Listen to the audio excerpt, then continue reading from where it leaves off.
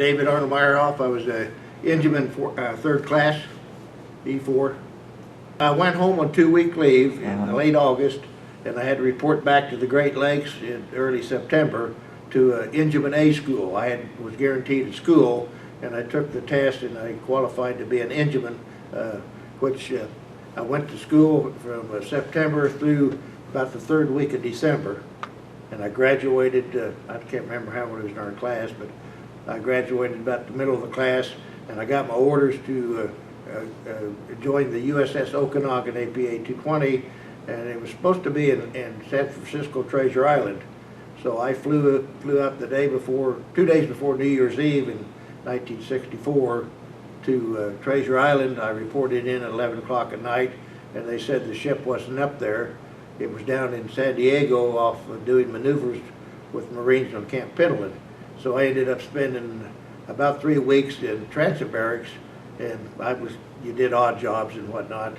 And then about the 17th of January, I flew down to Long Beach and went to a Pier E, is where my order said, and I'd catch the ship there. Well, I went to Pier E, the cab driver took me there, and it was just a pier, there was no ship. Well, I'm standing there, and this sailor comes up carrying a bag, and he said, "Are you waiting for the Okanogan?" I said, "Yeah."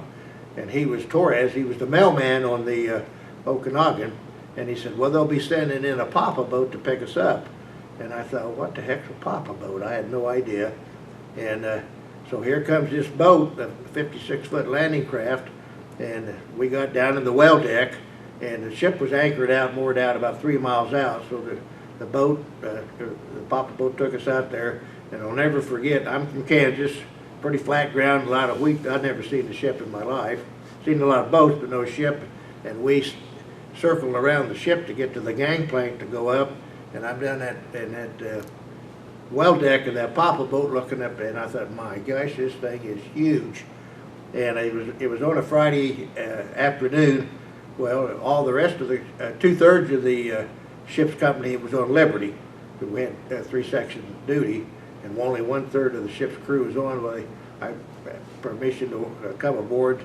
They had somebody come up and get me, showed me where my rack was going to be at, and I was sort of, for the next 72 hours, I was sort of trying to find my way around, and I was just like a maze to me. I just couldn't find port from starboard and bow from backstop and that. So after about 3 days, then everybody came back Sunday night, and then you sort of got assigned your job and what you was going to do.